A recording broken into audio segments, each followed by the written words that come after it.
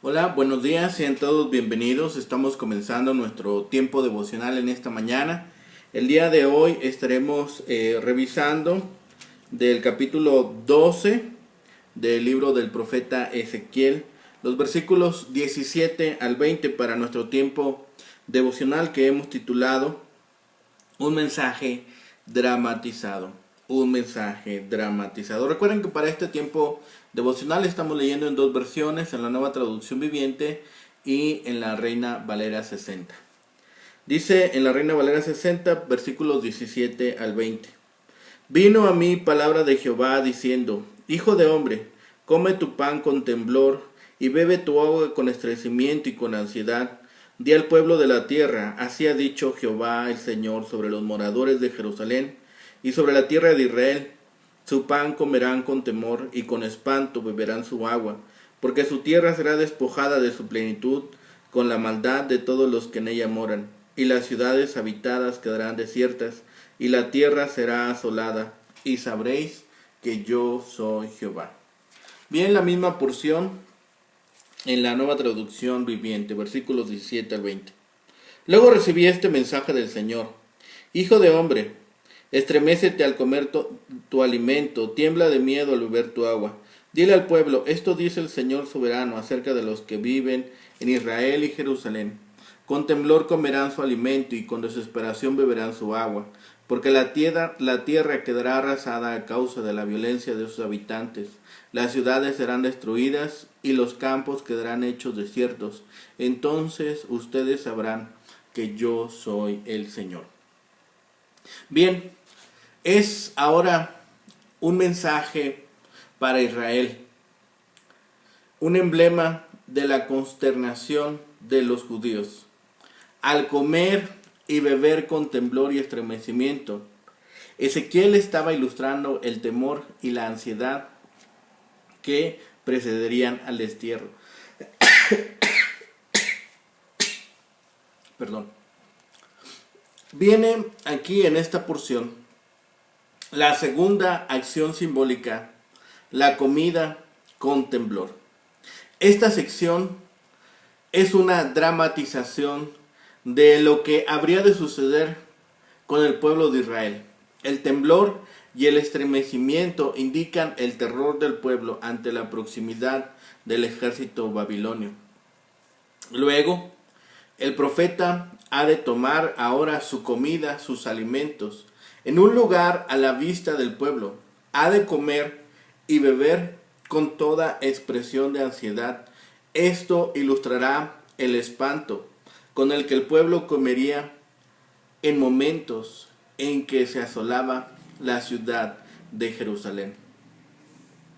Esta sería ahora su vida durante el asedio a la ciudad santa.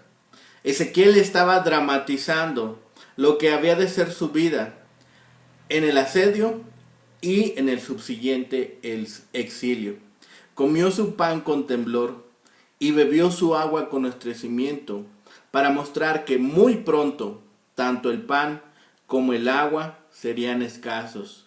La parte media del versículo 19 ha sido traducida: comerán su pan con ansiedad y con espanto beberán su agua. Esto es prácticamente una repetición de lo que Ezequiel había dicho en el capítulo 4.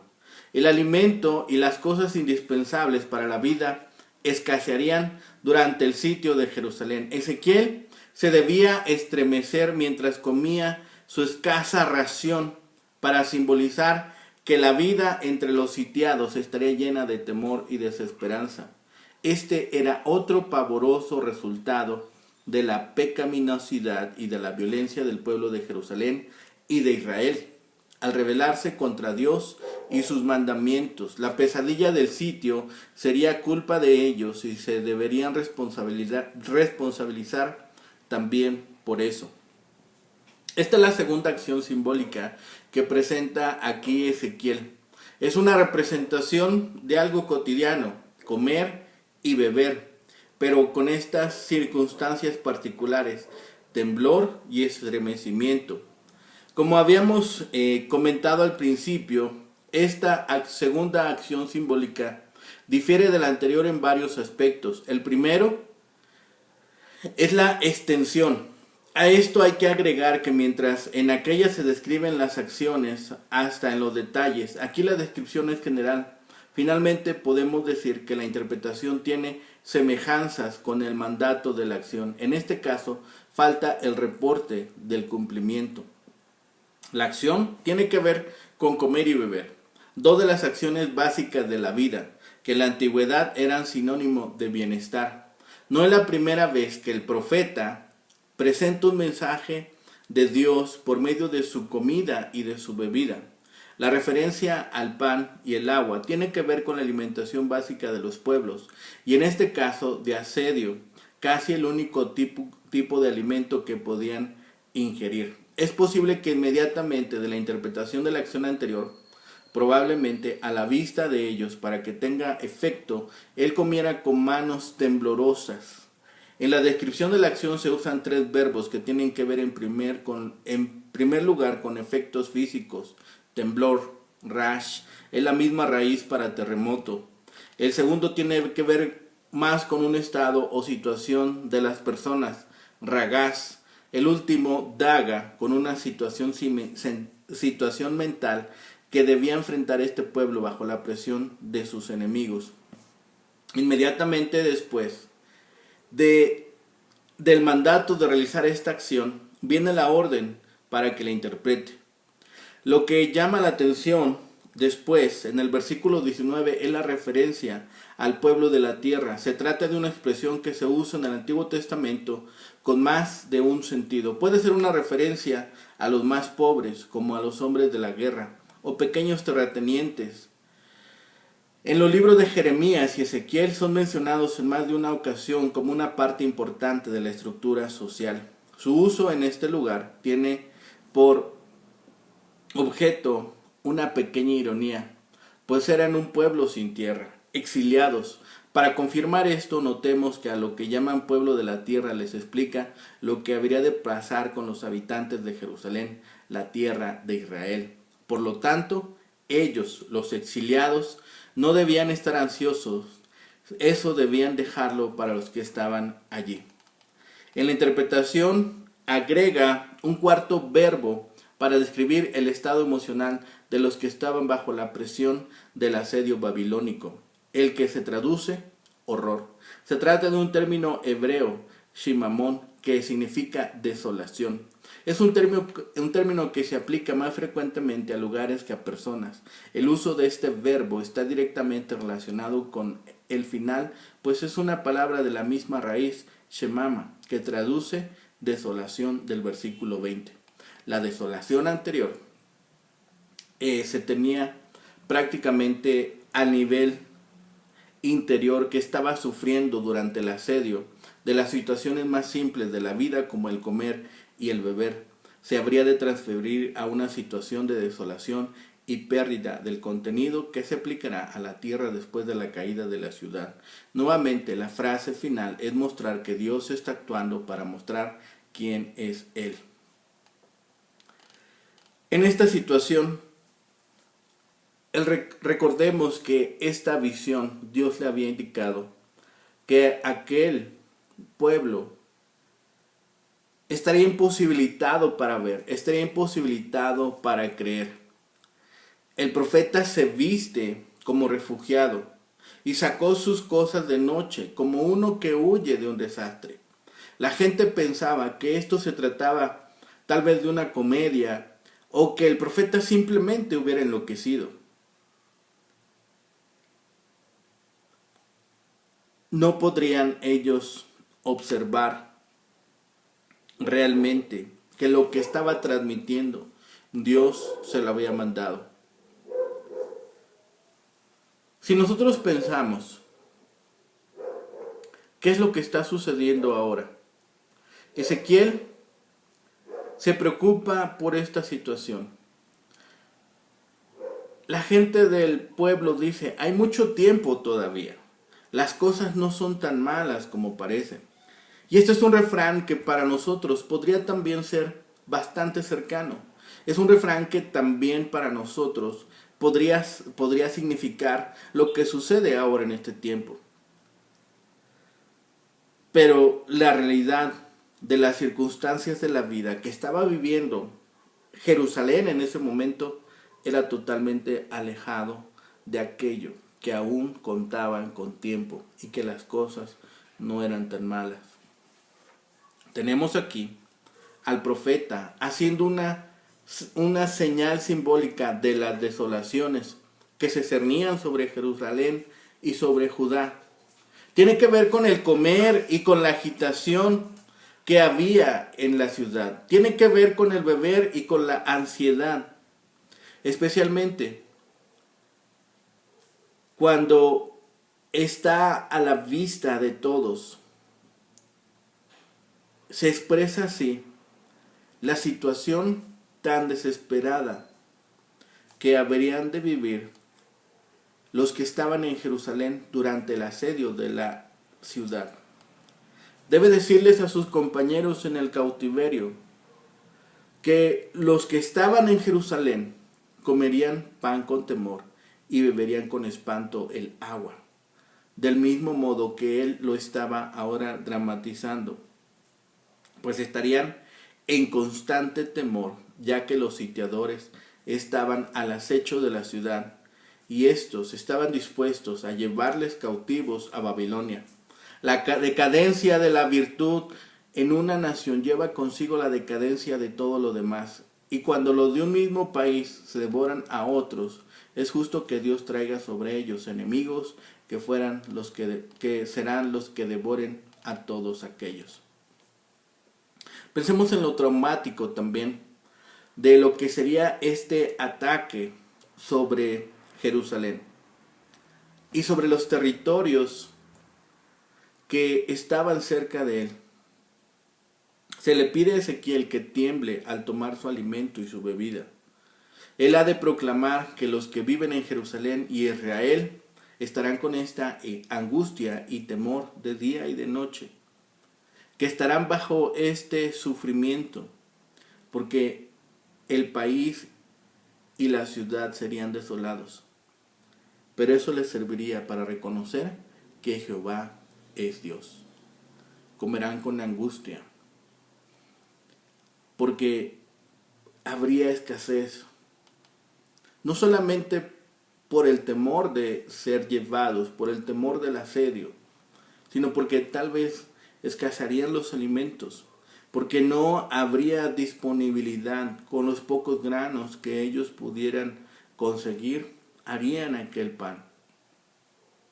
Ezequiel tenía que hacer esta acción, comer y beber, como si sintiera un terrible miedo. Esta señal era para indicar el gran espanto que vendría sobre todo el pueblo al ver que la tierra era destruida a causa de la maldad que habían cometido, a causa del pecado que habían dejado introducir en Jerusalén. Al final de cada señal se repite: y sabréis que yo soy Jehová. Dios les hizo ver que el castigo era la única forma de enseñar a este pueblo rebelde quién es Él. Ellos tenían que aprender que con el Dios glorioso del universo no se puede jugar. ¿Cómo reaccionaríamos nosotros si estuviéramos ante este inminente juicio?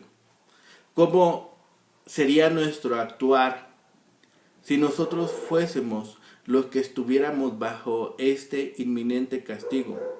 ¿Cuál debe ser nuestra actitud hoy ante la disciplina del Señor? Aquella nación, aquel pueblo, debía arrepentirse en ese momento, pero su actitud era otra. ¿Qué podemos aprender de este pueblo y de esta experiencia ante Dios? El profeta come y bebe come preocupado, y temeroso, temblando, para expresar los difíciles días que vendrían sobre aquel lugar. Cuando los ministros hablan de la destrucción que vienen para los pecadores, deben hablar como los que conocen los terrores del Señor.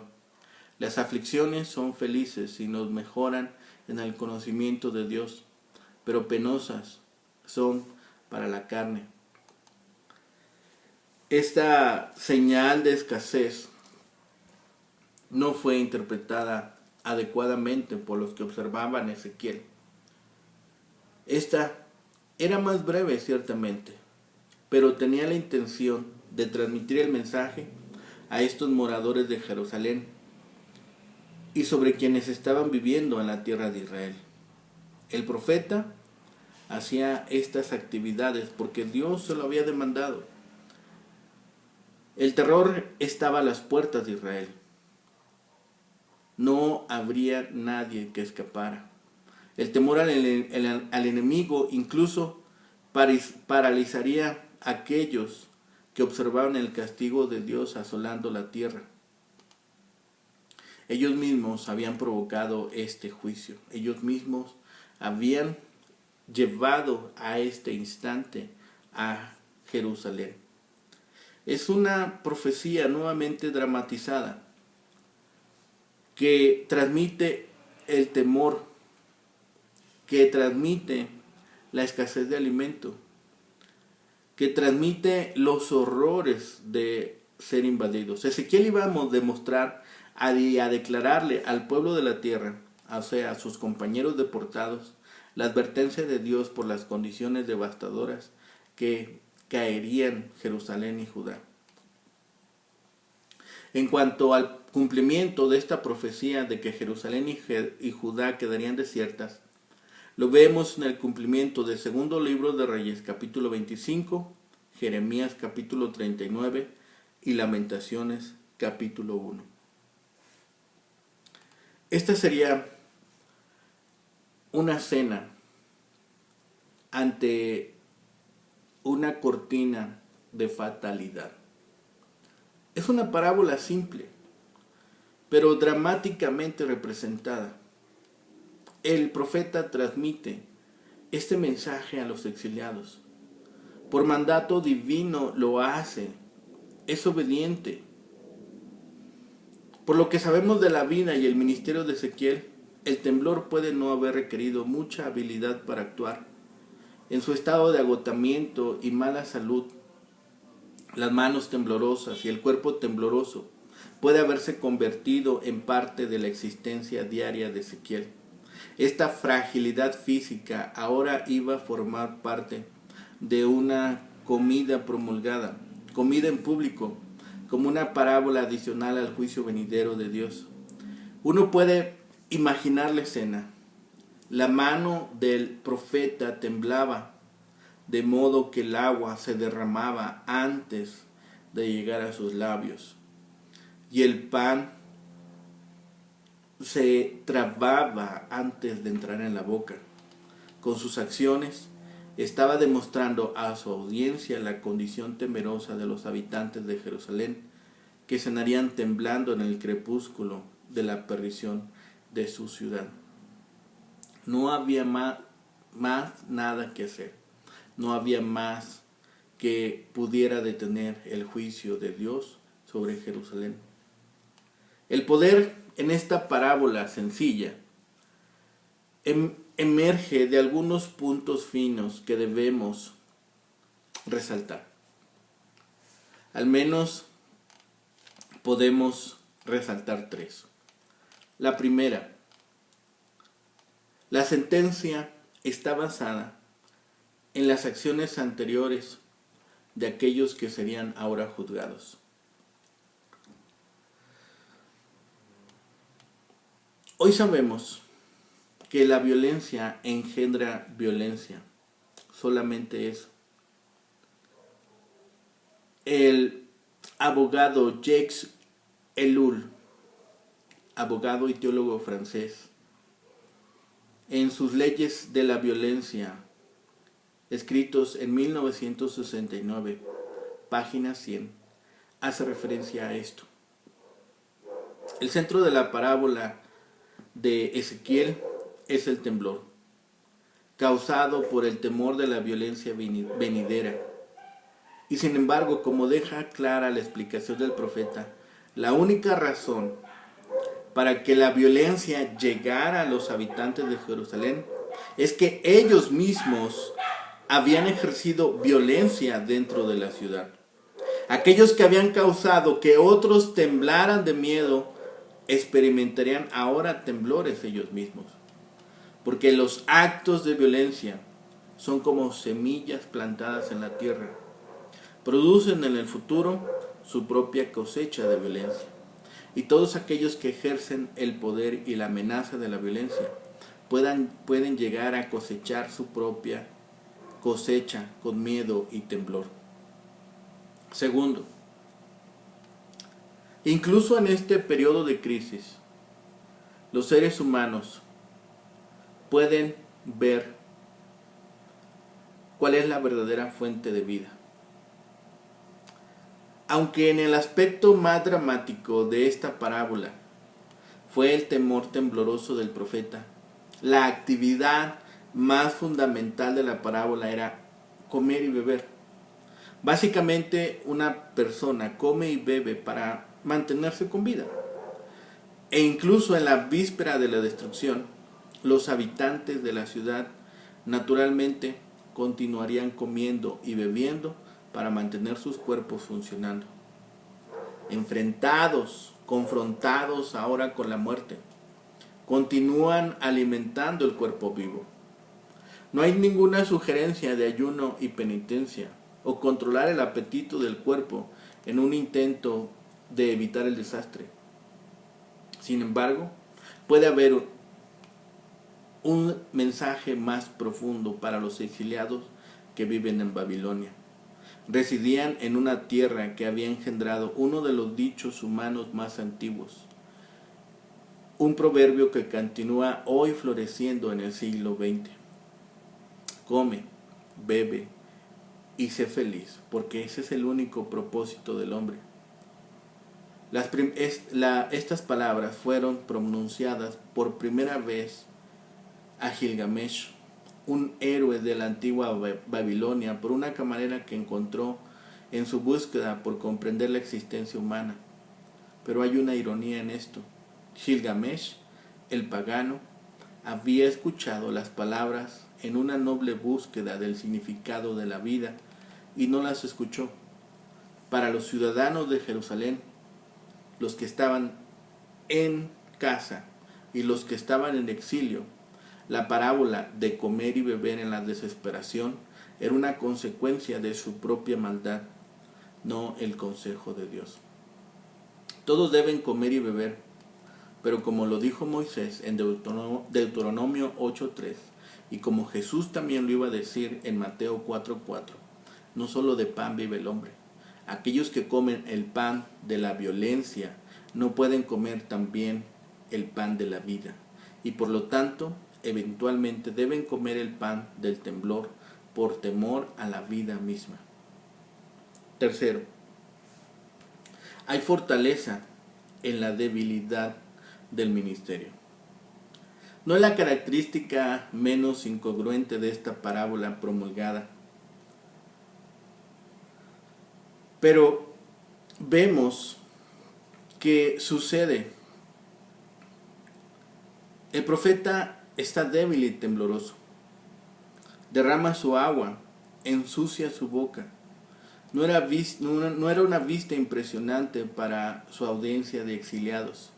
Y aunque en parte estaba actuando una parábola, en parte sin duda estaba atrapado en el horror de su mensaje, que la alimentación a tientas se hizo de forma bastante natural. Si Ezequiel hubiera sido un estudiante de seminario de homilética, sin duda habría reprobado el curso en esta actuación. El profeta predicador seguramente debe ser dinámico y fuerte, inspirador a su audiencia. Seguramente debe atraerlos por una personalidad positiva, no horrorizarlos temblando teatralmente. El requisito de cualquier profeta en su forma más elemental es la obediencia al mandato divino. Y si este mandato implica la demostración de fragilidad, nunca debe olvidarse que la fuerza divina debe ser comunicada en la debilidad humana. Pablo habla de eso. Pablo nos dice que en su debilidad se magnificará el poder de Dios. Esta aparente debilidad de Ezequiel era una fortaleza que estaba mostrando. Era una dependencia de Dios, era una obediencia a toda prueba. ¿Qué pasaría si nosotros fuésemos demandados a hacer algo parecido? ¿Cómo reaccionaríamos? Pero sobre todo, y lo más importante, pensemos qué es lo que Dios quería que el pueblo hiciera, o cómo quería Dios que reaccionara este pueblo ante este anuncio. Las palabras son: y sabrán que yo soy Jehová, y sabrán que yo soy Jehová. A través de este sufrimiento y a través de este castigo y a través de estas reprimendas, detrás de todo este dolor, ellos verían que el único Dios verdadero es Jehová. Que no habría a nadie o con nadie más a quien refugiarse. Ya habían cometido ese error. Ya habían ido a buscar ayuda en otros hombres. Ya habían buscado en otros dioses. Ya habían hecho abominación. Y Dios, aún así, en esta reprimenda, en este castigo, lo que quería es que ellos reconocieran que Él era Dios. ¿Qué nos enseña esta porción acerca del castigo de Dios? ¿Qué es lo que nos enseña acerca de Dios? ¿Cómo vamos a reaccionar ante estas palabras? ¿Cuál debe ser nuestra actitud cuando somos disciplinados del Señor? Muchas veces, buscando otros caminos, podemos sentirnos seguros, podemos sentirnos contentos, podemos sentirnos en paz. Pero nos estamos engañando, como lo hemos dicho en días anteriores. Tratamos de tapar el sol con un dedo. Eso no es posible. No encontraremos la verdadera paz como la paz que ofrece Dios. No encontraremos la verdadera tranquilidad como la que Dios ofrece. No estaremos completamente conociendo lo que es el amor si no es el amor de Dios. Aquella nación debió haberse arrepentido, pero no lo quisieron hacer. Esa es la respuesta. No estaban dispuestos a dar marcha atrás. Pero todo este castigo, todo este dolor, les haría volver sus ojos a Dios. ¿Qué podemos aprender nosotros? ¿Qué es lo que podemos nosotros ahora desprender de esta enseñanza? Es un mensaje dramatizado y aquel pueblo no lo entendió. Es un mensaje directo, contundente. Así que nosotros también entendamos esto. El juicio de Dios es ineludible. Todos compareceremos delante del trono de Dios. Así que busquemos reconciliarnos con Dios.